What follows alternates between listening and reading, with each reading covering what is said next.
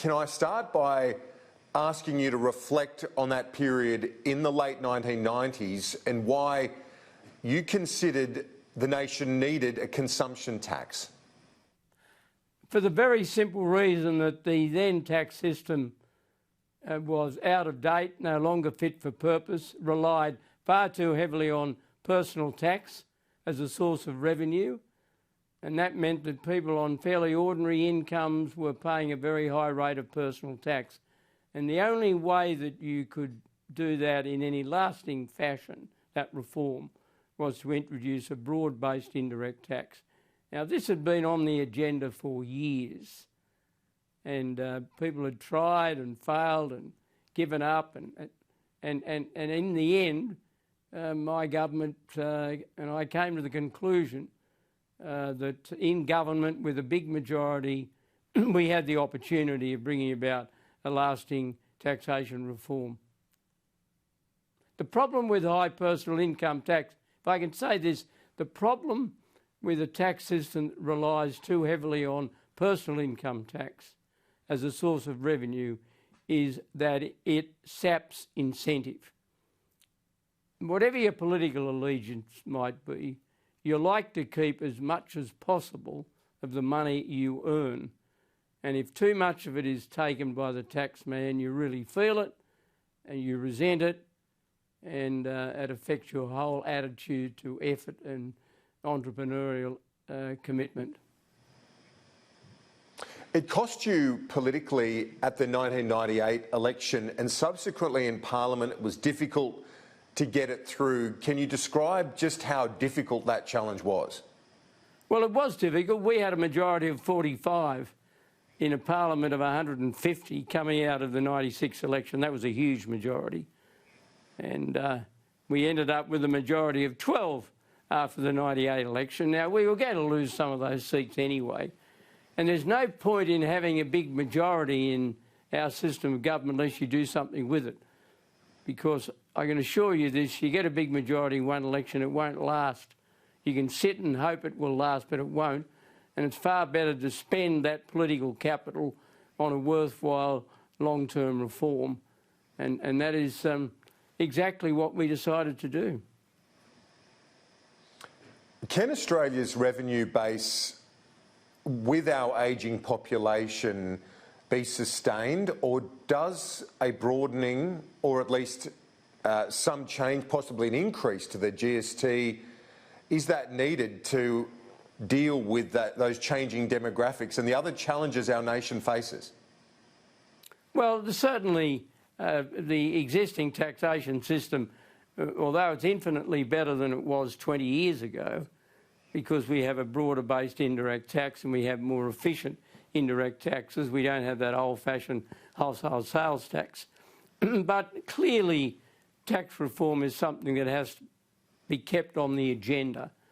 And the question of when and how you bring about change and what you do with the existing levels and the existing reach of the GST is something for the current government to determine, and I'm not in the business of giving them gratuitous advice. But what I can say is this, that taxation reform is something that never goes away and it does have to be faced. It's not easy. Nobody likes the idea of anything that involves a new tax or an increase in existing tax. And it was very hard 20 years ago. The GST was not popular, but we were able in the end to make it because we persuaded the public of two things. Firstly, that changing the tax system was good for Australia, and secondly, that we looked after the poorer, more vulnerable sections of the community so that they didn't carry any additional burden.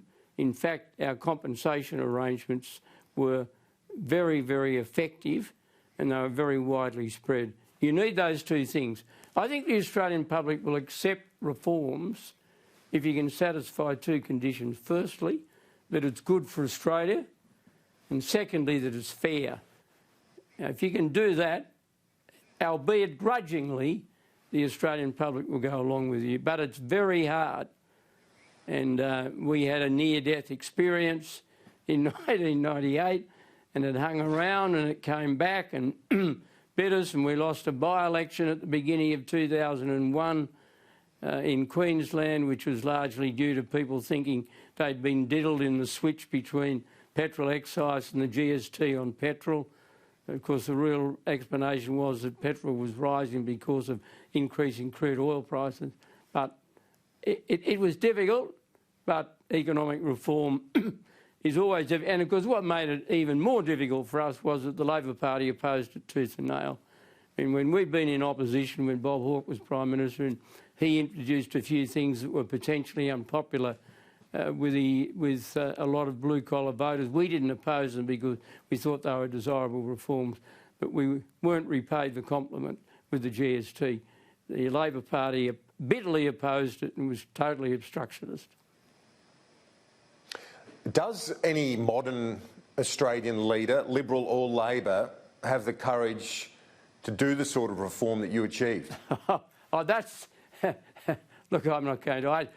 When it comes to political courage, I think Scott Morrison has displayed enormous political courage, and I think the combination of he and Josh Frydenberg have worked well. Look, I don't come onto this program to sort of give a political commentary on the character of the political leaders. I obviously support Scott Morrison. I respect the role of the Labor Party in the Australian political scene. But I do make the point that when people talk about bipartisanship on economic policy, it flowed in one direction over the last 30 years. It flowed from us when we were in opposition in support of reforms carried out by the Hawke government.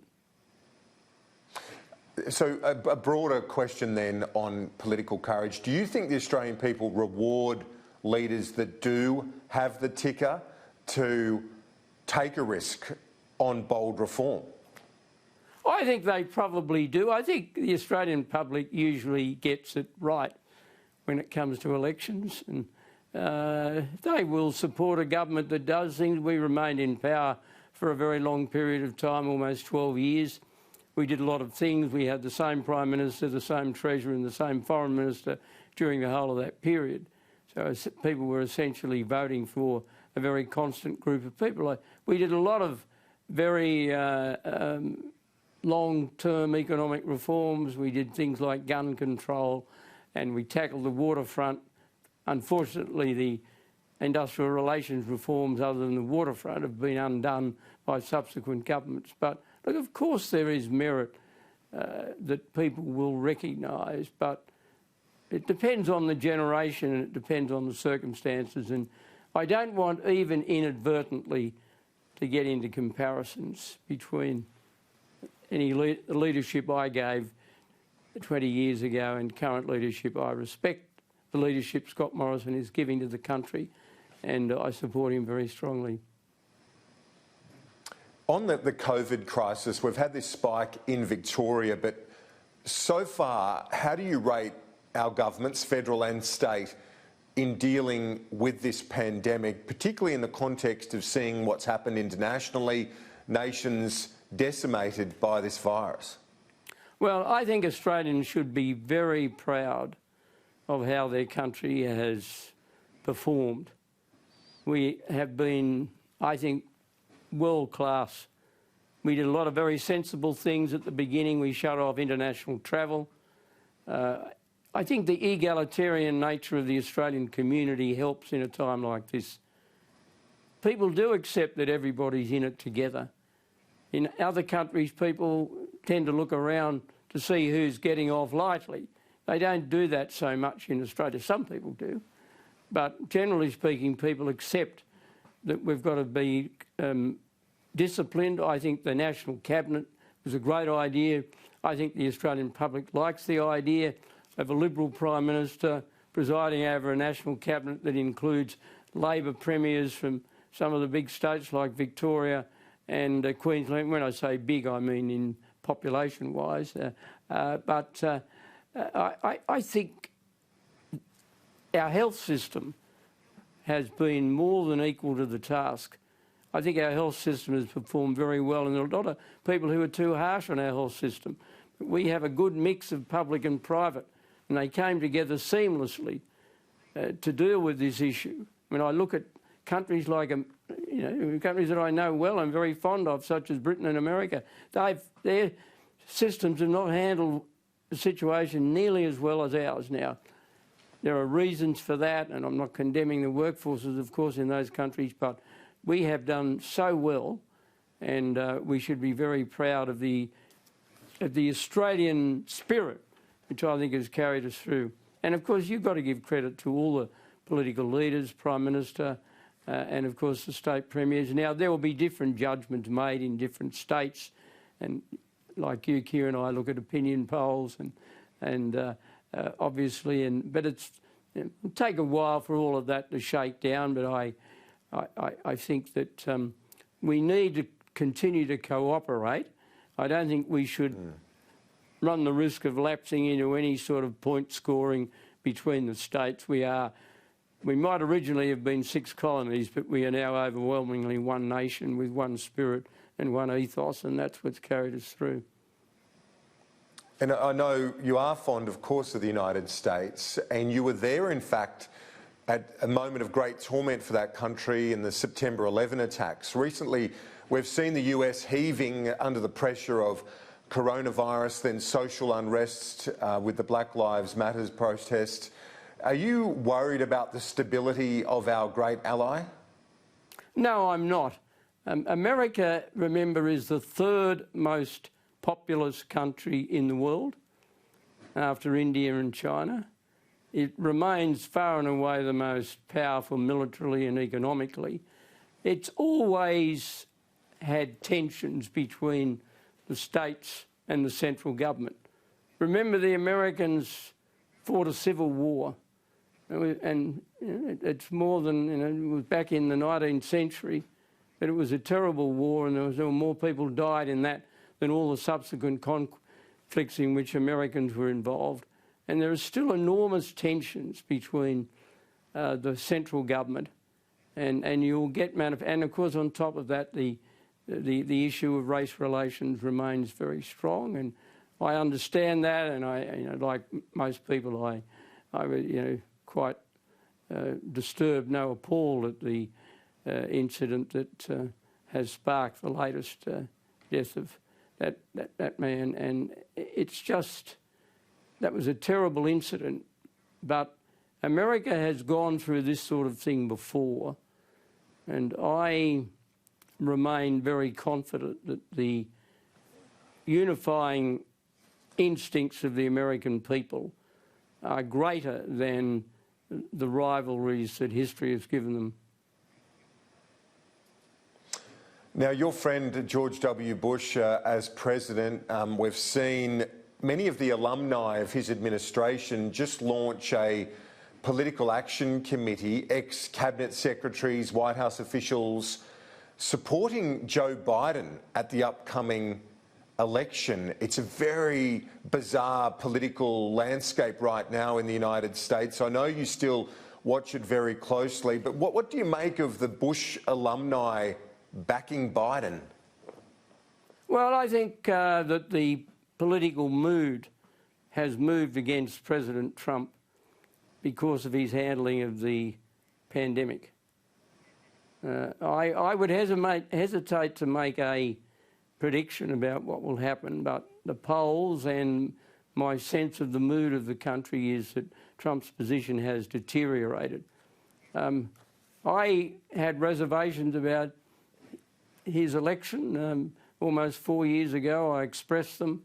My normal instinct would be to support a good Republican candidate for the presidency. I know Joe Biden. I don't know him well. He doesn't seem to me to be a powerful alternative candidate. He has communications challenges. I think the campaign will be very important. I think there's a tendency to write Trump off a little too prematurely.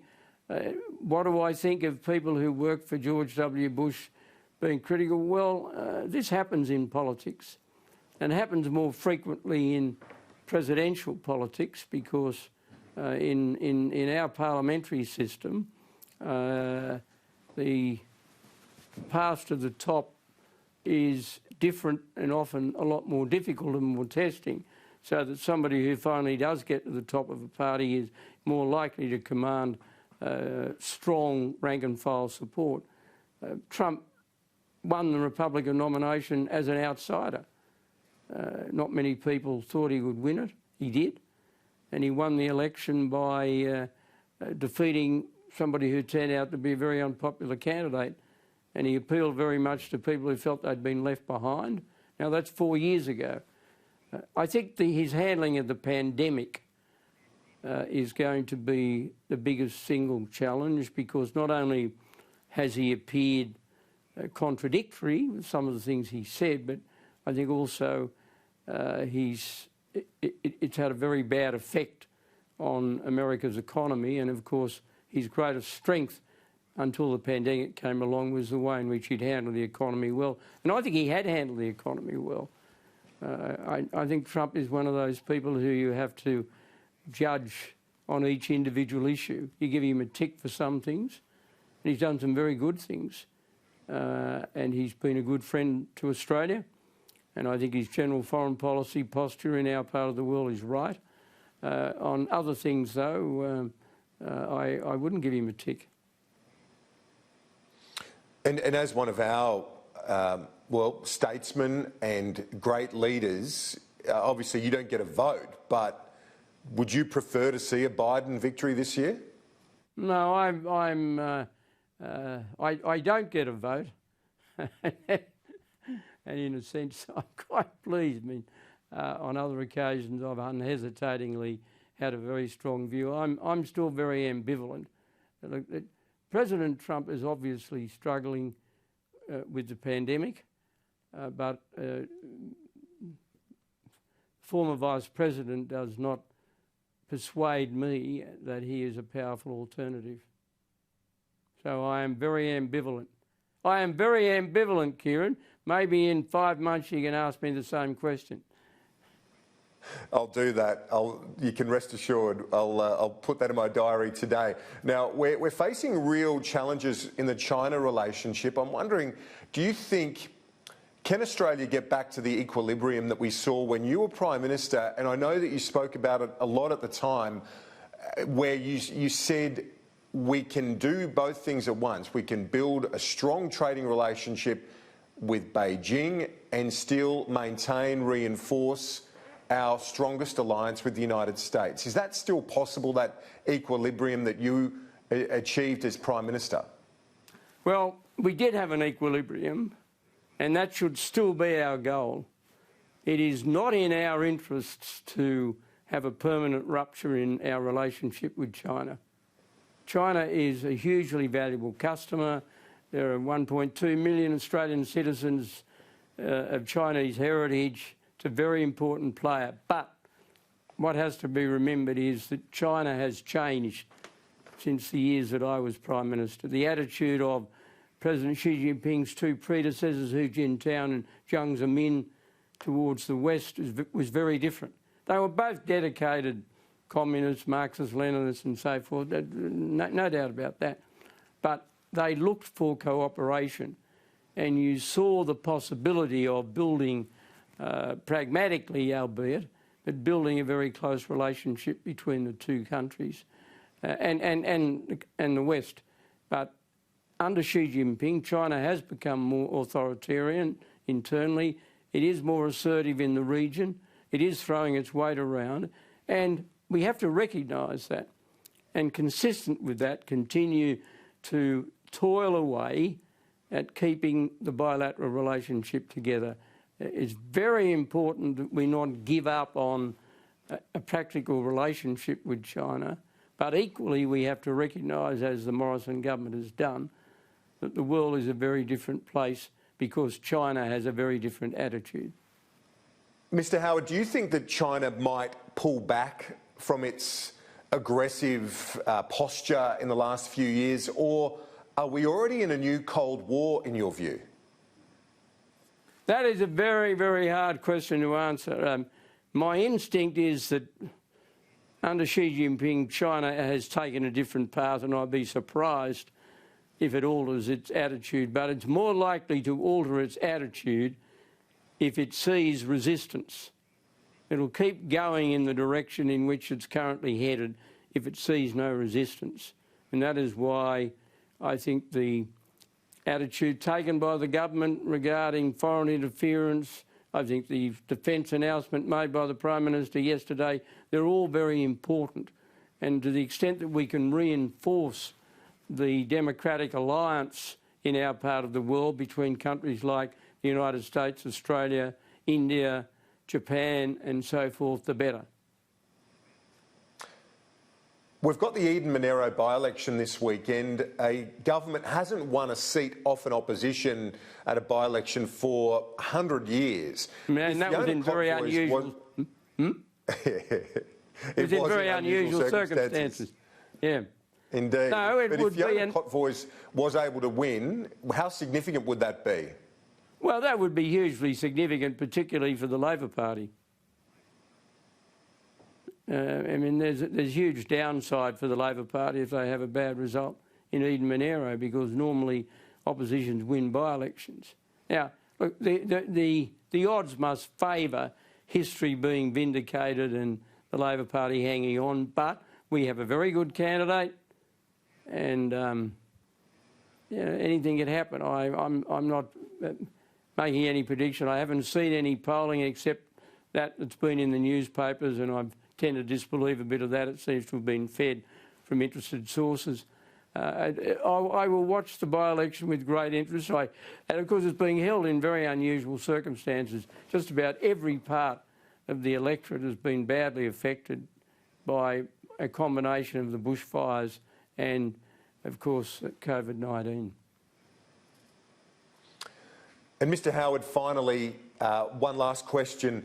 Scott Morrison, he sees you as a mentor. Does he speak to you much for advice? Oh, yeah, we talk from time to time, but Scott's capable of running his own show. I'm happy to oblige. I think he's done a very good job. We keep in touch, but when you become Prime Minister, you very quickly become, and if you weren't before, and he was before, and I was before, your own man or your own woman. And I think he's the sort of person who's happy to seek advice, but he has demonstrated, particularly in his handling of the pandemic and the way in which he's communicated with the Australian public and set the right tone. He's shown a great skill, and I think the Australian people will continue to respect that. But we're good friends. I support him. I like the general direction in which he's taking the country. From time to time we'll disagree on individual issues, why not? But overall I think he's done a very good job, and he had a magnificent victory at last year's election.